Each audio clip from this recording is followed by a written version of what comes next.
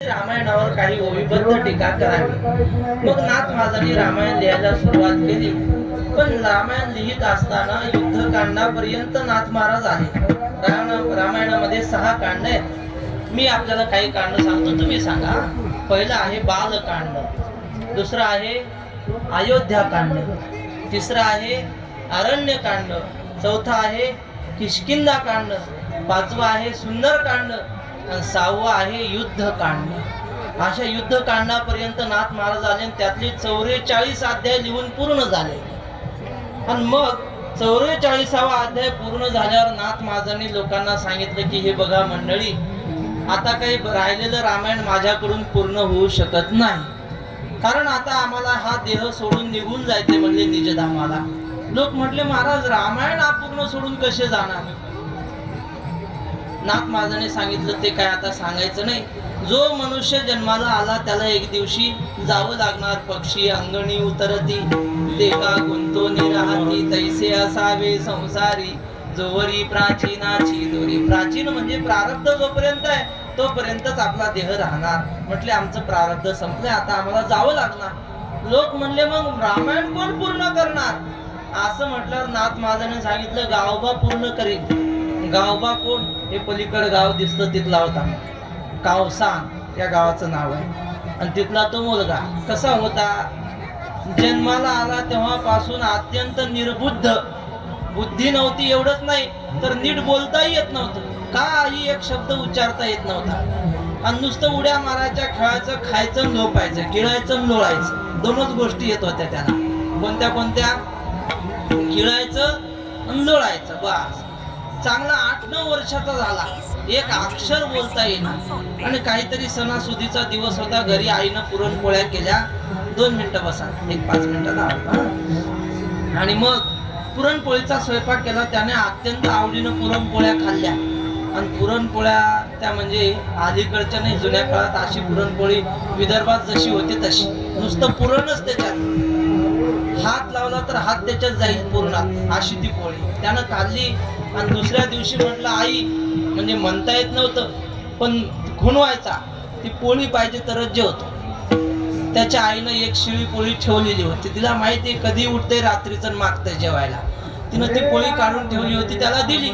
दुसरा दिवस कसा तरी भागला, पुन्हा तिसऱ्या दिवशी रडायला लागला। आई म्हटली का रडतो? तर म्हटलं मी भाकरी चपाती खाणार नाही, तेच पाहिजे मला। कालचं खुणवायचा आणि रडायचा। मग आता आईनं विचार केला, आता रोज काय तुझ्या बापानं ठेवली का म्हणली पुरणपोळी? रोज नसती भेटत, जुन्या काळात चपाती सुद्धा सणासुदीलाच भेटायची, आणि पुरणपोळी कुठली आली रोज? तो म्हटला मग तसंच जेवणारच नाही मी। जेवलाच नाही दिवसभर, काय करावं काय करावं? कुणीतरी सांगितलं अगं पैठणच्या नाथ महाराजांच्या घरी रोज पुरणपोळीचा निवेद असतोय देवाला, जा म्हणले तिथं घेऊन। आली घेऊन। नाथ महाराजांना हात जोडून सांगितलं महाराज एकुलतं एक झालंय म्हणले, 4-5 मुलींच्या पाठीवर एकटंच झालंय, पण हे असं निर्बुद्ध याला बोलता येत नाही। आणि 2 दिवस झाला हट्ट धरलाय की पुरणपोळी असल्याशिवाय जेवणार नाही, काय करावं? नाथ महाराज म्हणले आमच्याकडे ठेवा ना। नाथ महाराज म्हणले लोक आमच्याकडे असलीच आणतात, शाळेत हुशार असलेली आणत नाहीत आळंदीला। जे काही घरी ढोरं वळायच्या कामाचं नाही त्याला आळंदीला आणून सोडतात, सगळे नाही पण जास्त भरणा असाच असतो।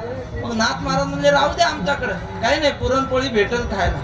आणि मग तो राहू लागला, काही नाही। नाथ महाराजांच्या घरी पुरणपोळी दाबून हाणायची आणि झोपा काढायच्या, आणि त्यामुळे ती नुसती पुरणपोळी नाही तूप बीप लावून असायची। त्यामुळे अशी काही तब्येत झाली, भक्ती सुखे सुखावला आणि 36 फूट रुंदावला, त्याची तब्येत झाली। आणि मग चांगली तब्येत वगैरे झाली, काही नाही। नाथ महाराज पोथी सांगायला लागले की आपलं मागं बसायचं, डुबल्या देत देत पोथी ऐकायची, असा तो गावोबा।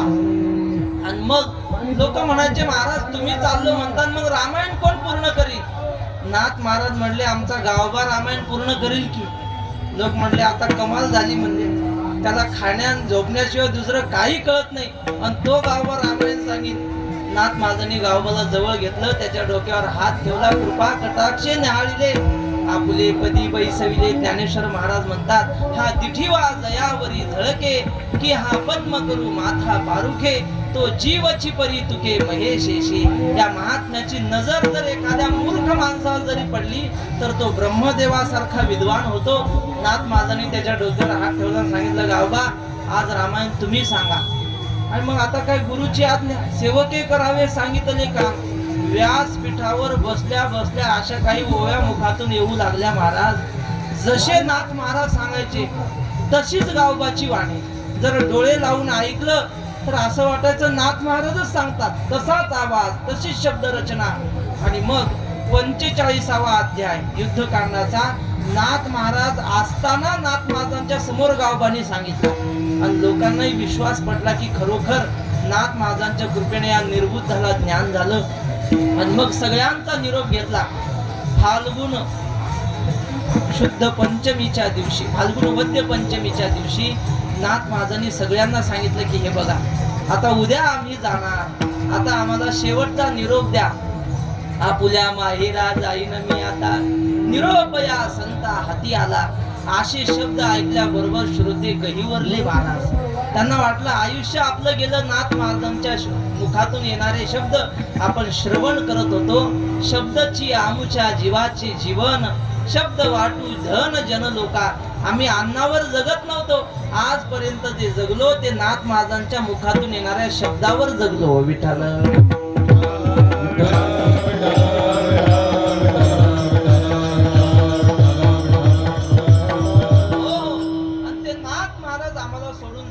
बातमी कर्णोपकर्णी सगळ्या परिसरामध्ये पसरली.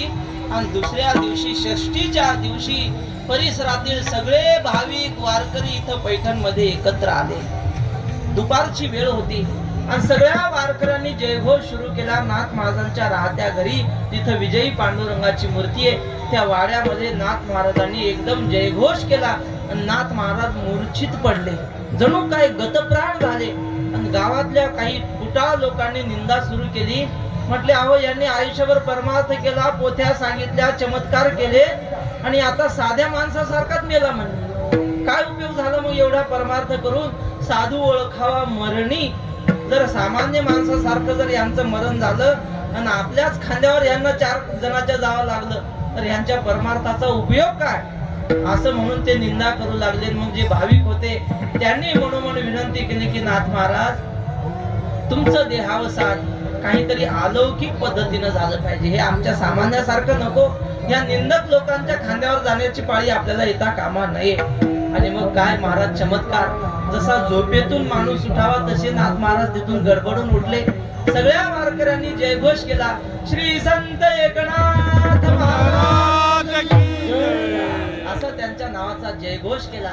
आणि मग दिंडी निघाली. नाथ महाराजांच्या राहत्या वाड्यापासून लक्ष्मी तीर्थ म्हणजे आता जिथं समाधी मंदिर त्याच्या सरळ खाली त्या ठिकाणी दिंडी आली. नामघोष चालू होता. निळोबाराय वर्णन करतात, पताकांचे भार मिळाले अपार, पताकांचे भार गर्जती अपार, रामकृष्ण गाती नामावळी. निळोबाराय म्हणतात, अभंग नंतर थोडा अर्थ सांगतो अभंगाचा. रामकृष्ण गाती नामावळी यांच्याकडे द्या. रामकृष्णाच्या नावाचा गजर सुरू होता. त्यांनी जसा रामकृष्णाच्या नावाचा गजर केला तसा आपणही करू. रामकृष्ण हरी जय जय, रामकृष्ण हरी. बोला माऊली. रामकृष्ण हरी जय जय, रामकृष्ण रामकृष्ण कृष्ण रामकृष्ण हरी जय जय, रामकृष्ण रामकृष्ण हरी जय जय, रामकृष्ण हरी जय जय,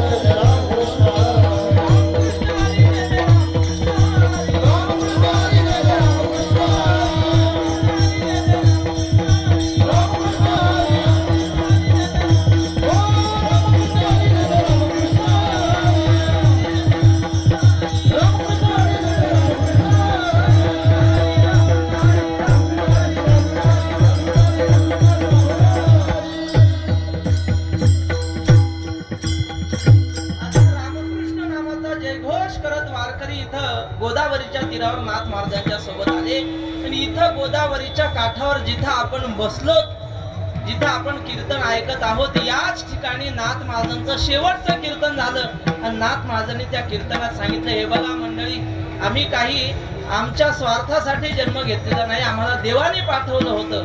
कशासाठी? वाढावया सुख भक्ती भाव धर्म कुळाचारी नाम विठोबाचे. या जगामध्ये वारकरी संप्रदायाचा, हिंदू धर्माचा, भगवत भक्तीचा प्रचार करण्यासाठी आम्ही अवतार घेतला होता. आता आम्ही जाता जाता तुम्हाला एकच सांगतो. काय सांगतो? नाथ महाराज म्हटले, फक्त मुखामध्ये हरिनामाचा गजर ठेवायचा. घरातली कुठलीही कामं करत असताना हरी बोला देता, हरी बोला घेता, हसता खेळता, हरी बोला गाता, हरी बोला खाता, सर्व कार्य करिता हरी बोला. बस हाच आमचा शेवटचा उपाय, उपदेश आहे. नाथ महाराजांनी सांगितलं, जीवन जगत असताना कोणावरही आपल्याकडून अन्याय होता कामा नये. प्रत्येक भूताच्या ठिकाणी भगवंताचं दर्शन करा आणि मुखामध्ये हरिनाम ठेवा. हाच आमचा शेवटचा जातानाचा उपदेश आहे, असा नाथ महाराजांनी सगळ्यांना उपदेश केला. एकदा भूमीवर सगळ्यांना पाहून लोटांगण घातलं, सगळ्यांना विनंती केली की आता आमच्यावर कृपा करा, आम्हाला निरोप द्या.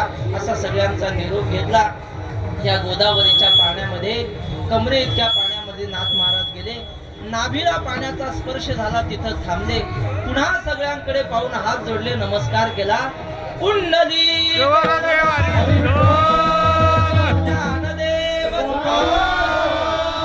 अशी गर्जना झाली. अभंग म्हटल्यानंतर मग पुष्पवृष्टी करू, थांबा. आणि मग गर्जना झाली. नाथ महाराजांनी आपला देह, आपले पंचप्राण भगवंताच्या स्वरूपामध्ये विलीन केले. आपला देह या गोदावरीच्या जलमय करून टाकला, गोदावरीच्या पाण्यामध्ये एकरूप करून टाकला. असा नाथ महाराजांचा समाधीचा प्रसंग आहे. आता समाधीचा अभंग होईल. अभंगाचं शेवटचं चरण झाल्यावर मग सगळ्यांनी पुष्पवृष्टी करायची. पताकाचे भार वैष्णव नाचती, पताकाचे भार वैष्णव नाचते, पताकाचे भार वैष्णव नाचती, पताकाचे भार वैष्णव नाचते. रामकृष्ण गाती नामावरी, रामकृष्ण गाती नामावरी, रामकृष्ण गाती नामावरी. आदि वाहन शके 1500 अकर, आदि वाहन शके 1500 अकर, आदि वाहन शके 1500 अकर, आदि वाहन शके 1500 अकर.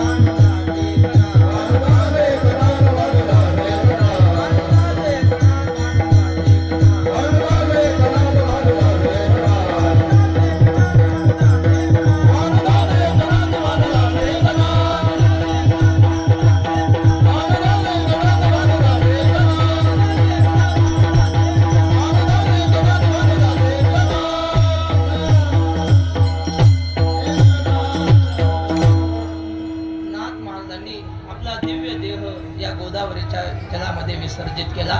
अशा प्रकारे नाथ महाराजांचं सगळं जीवन चरित्र आपण पाहण्याचा प्रयत्न केला. आपली वेळ संपलेली आहे. आपण नाथ महाराजांना प्रत्यक्ष डोळ्याने पाहू शकत नाही, पण जुने महात्मे सांगतात त्या महात्म्यांचं दर्शन म्हणजे त्यांनी लिहिलेला ग्रंथ. ज्ञानेश्वर महाराजांचं दर्शन घ्यायचं असेल तर ज्ञानेश्वर महाराजांची ज्ञानेश्वरी म्हणजे साक्षात ज्ञानेश्वर महाराज. ज्ञानेश्वरी आपण वाचली म्हणजे आपण ज्ञानोबारांशी बोलल्यासारखं झालं. तुकाराम महाराजांचं दर्शन घ्यायचं असेल तर तुकाराम महाराजांची गाथा वाचली म्हणजे तुकाराम महाराजांचं दर्शन झालं. तसं नाथ महाराजांचं दर्शन घ्यायचं असेल तर काय करावं? काही नाही. नाथ महाराजांनी जे ग्रंथ लिहून ठेवलेत, नाथ महाराज इतकं वाङ्मय कुणाचंच नाही महाराज. म्हणजे ज्ञानेश्वर महाराजांनी पहिल्यांदा वाङ्मय निर्मिती केली वारकरी संप्रदायाच्या दृष्टीने, म्हणून वारकरी संप्रदाय रूपी गंगेचा उगम म्हणजे ज्ञानेश्वर महाराज. उगम थोडाच असतो. ज्ञानेश्वर महाराज म्हणजे उगम. तुकाराम महाराज म्हणजे त्या गंगेची धार आहे. तुकाराम महाराजांचं वाङ्मय थोडं असू द्या, पण धार काय महाराज, धार अखंडित. त्या धारेमध्ये पट्टीचे पोहणारे सुद्धा टिकत नाहीत, वाहून जातात. असं तुकाराम महाराजांचं धारदार वाङ्मय. आणि त्यानंतर नाथ महाराजांचं वाङ्मय म्हणजे ती गंगा जिथं समुद्राला मिळते, तर केवढं रूप होतं त्या गंगेचं. ती गंगा आहे का समुद्र ओळखूच येत नाही. तसं नाथ महाराजांचं वाङ्मय म्हणजे नाथ सागर आहे भला मोठा. त्यात एकनाथी भागवत असेल, रामायण असेल, अभंग गाथा असेल. काय नाथ महाराजांचे अभंग आहेत महाराज. नाथ महाराज म्हणतात, मंडळी तुम्हाला हात जोडून विनंती करतो, कर जोडून विनवितो तुम्हा, नका करू संसार श्रमा, नका गुंतू विषय कामा, तुम्ही आठवा मधुसूदना, तुम्ही वासुदेव वासुदेव म्हणा. नाथ महाराजांचं वाङ्मय म्हणजे विशाल वाङ्मय. असं नाथ महाराजांच्या वाङ्मयाचं आपल्याला जेवढं श्रवण चिंतन करता आलं तेवढं नाथ महाराजांचं आपण दर्शन केलं असं समजायला हरकत नाही. आणि एवढं नाही करता आलं तर नाथ महाराजांचा हरिपाठ आहे, तो हरिपाठ रोज म्हणावा. हरिपाठही नाही म्हणता आला तर हरिपाठात जे सांगितलं ते म्हणावं. काय सांगितलं हरिपाठात? हरिमुखी गाता हरपदी चिंता, त्या नाही मागुता जन्म वेळी. बस घरातली कामं करत असताना माता भगिनींनी, शेतातली दुसरी जे काही कामं करत असताना पुरुष वर्गाने हरी हरी हरी हरी हरी हरी असं म्हणत राहावं. हाच नाथ महाराजांच्या जीवनातला संदेश आहे. आपली वेळ झालेली आहे, पण आता दिंडी आलेली आहे, पण त्यांच्या श्रवणाला पडावं म्हणून एक छोटी गोष्ट सांगतो नाथ महाराजांच्या जीवनातली. ती जर सांगितली नाही तर मला थोडं चुकल्यासारखं वाटेल, कारण वैकुंठवासी वक्तेबाबांच्या मुखातून आम्ही ती गोष्ट ऐकली होती. आपली क्षमा मागून तेवढं सांगतो मग थांबतो. नाथ महाराजांच्या घरी पितृभोजनाचा कार्यक्रम होता. पित्र म्हणतो आपण ते. मग काही हरिजन लोक रस्त्याने चाललेले, तर ब्राह्मणाच्या, श्रीमंत ब्राह्मणाच्या घरचा स्वयंपाक, सगळ्या तुपातल्या फोडण्या होत्या त्या, आणि त्या स्वयंपाकाचा सुगंध सुटला होता परिसरात. आणि हरिजनाची लोक रस्त्याने चाललेली, त्यांना तो सुगंध आला. एक जण दुसऱ्याला म्हणत होता, का रे आपल्याला एवढं सुंदर जेवण कधी भेटेल? दुसरा म्हणला, लेका त्याला ब्राह्मण व्हावं लागतं म्हणले, ते आपल्यासारख्याला जेवण भेटत नाही. ते ब्राह्मण लोकांसाठी स्वयंपाक चालू आहे. मग एकमेकाला खेद करत होते, आपल्याला असं जेवण भेटलं पाहिजे. आणि त्या दोघांची चर्चा नाथ महाराजांनी घरातल्या खिडकीतून ऐकली. नाथ महाराजांनी मनात विचार केला, ब्राह्मण मंडळीचं तर रोजच आमंत्रण आहे ना, आज यांची पित्र उद्या त्यांची पित्र, मग त्यांनाच रोज पुरणपोळ्या घालून काय उपयोग? समुद्रावर पाऊस पाडून काय उपयोग आहे? वृथा वृष्टी समुद्रेषु वृथा तृप्तस्य भोजनम वृथा दानम समर्थस्य वृथा दीपो दिवापिच. म्हणले ह्यांना जेवणाची गरज आहे, ह्यांना जेव घालू, आज काय होईल ते पाहून घेऊ. आणि मग गेले बाहेर आणि त्यांना म्हटले, या इकडं, तुम्हाला जेवण करायचं ना? ते म्हटले, हो महाराज. मग बसा म्हणले जेवायला. ते म्हटले, महाराज आम्ही बसतो पण आमच्या मुलाबाळांचं कसं काय? मग म्हटले, मग असं करा, जा आणि सगळ्यांना बोलून आणा. आणि मग ते गेले आणि सगळा त्यांचा जो हरिजनाचा वाडा होता, बाया माणसं लेकरं बाळ सगळे बोलून आणले.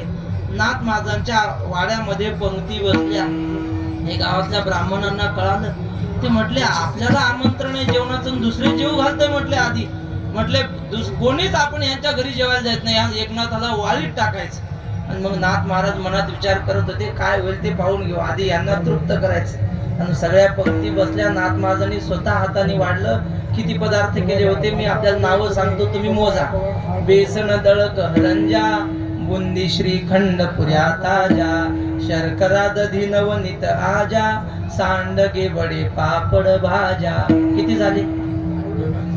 कोणाला ठाऊक, आपल्याला खायचंय नाही द्यायचंय नाही, जाऊ द्या. असे अनेक पदार्थ केले नाथ महाराजांनी वाढलं. आग्रह करू करू जेव घातले, लोक तृप्त झाले. आणि जाता जाता त्यांना म्हणता येत नव्हतं, पण मनातून आशीर्वाद दिला, अन्नदाता सुखी भव. आम्हाला ज्यांनी तृप्त केलं त्याचं कल्याण हो.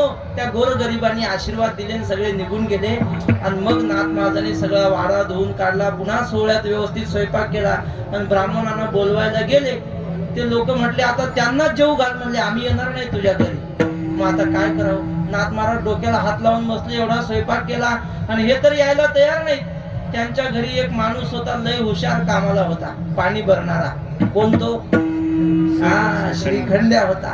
द्वारकेची मूर्त एकनाथा घरी, पाणी वाहे हरी कावडीने, श्रीखंड्या चंदन उगाळूनी करी. त्यांच्या घरी काम करणारा तो श्रीखंड्या. तो म्हणलं महाराज काय एवढं डोक्याला हात लावून बसले? ते म्हणले अहो स्वयंपाक केला, ब्राह्मण यायला नाही म्हणतात आणि आपल्याला तर पित्र जीव घालायचे. श्रीखंड्या म्हणला ते येत नसतील तर त्यांच्या बापाला आणू म्हणे. आपण काळजी काय करता? म्हणजे बापाला म्हणजे अहो पित्र म्हणजे या पित्राच्या नावानं यांना जीव घालायचं नाही, यांचे पित्रच आणतो म्हणले. थांबा. आणि मग उभे राहा अंगणात. नाथ महाराजांच्या हातामध्ये अक्षदा दिल्या आणि म्हणले फेका आकाशामध्ये अक्षदा. नाथ महाराजांनी अक्षदावर फेकल्या आणि हा श्रीखंड्या म्हणला आ गच्छन्तु महाभागा हा. असं म्हटल्याबरोबर पैठण मधली जेवढी म्हातारी मेलेली होती, या पैठण मधल्या ब्राह्मणांची सगळे पूर्वज ते पटापटा वरून पळतच आले खाली आणि सोहळं बिवळं नेसून आले. म्हणजे जेवणाच्या तयारीनंच आले सगळे. आणि पंक्ती बसल्या बसल्या बसल्या जे 15वा अध्याय सुरू केला, असं पांढरी 4च्या स्वरात सगळे मिळून अध्याय म्हणायला लागल्यावर तो आवाज पैठण मध्ये घुमू लागला. आणि हे ब्राह्मण म्हटले का रे, आपण तर ठरवलं होतं याच्या घरी कुणीच जेवायला जायचं नाही आणि ह्याच्या घरून एवढा आवाज येतोय, आपल्यातलं कुणी गेलं की काय? भास्करराव गेले का? म्हटले भास्कर पंताच्या घरी जाऊन पाहिलं, ते आतून दार लावून बसलेले. म्हणले मग तुम्ही भास्करराव नाही गेले, दुसरे रामराव पाहिले ते नाही गेले, कुणीच गेलं नाही, मग आवाज येतो कुठून? आणि मग कुणीतरी गेलं आणि नाथ महाराजांच्या वाड्याच्या दाराच्या फटीतून पाहिलं त्याने. ज्यानं पाहिलं त्याला त्याचाच बाप दिसायचा. तो म्हणला अरे माझा बाप मरून तर 10 वर्ष झाले आणि आले कश काय म्हणले. मग त्याने पाहिलं की दुसरा पाहायचा, ज्यानं पाहिलं त्याला त्याचाच बाप बरोबर समोर दिसायचा. आणि मग बाप मेला घरी जाऊन पळत सांगायचा आई लवकर कुंकू लाव म्हणे कपाळाला. ती म्हणे मेल्या तुला काय कळतं की नाही, कुंकू लाव म्हणतो. तो म्हणे बाबा गेले नाही, चल तुला दाखवतो. आणि मग म्हातारीला आणून दाखवलं तर तिला तिचा पती दिसायचा. आणि मग महाराज आनंदानं भोजन झाली. आणि मग या पैठणच्या ब्राह्मणांना कळालं आपल्या वाचून नाथांचं काही अडू शकत नाही, आपण नाही गेलो तर आपल्या बापाला जीव घालू शकतो. म्हणले हा साधा नाही, हा कोण आहे? भानुदासाचे कोळी महाविष्णूचा.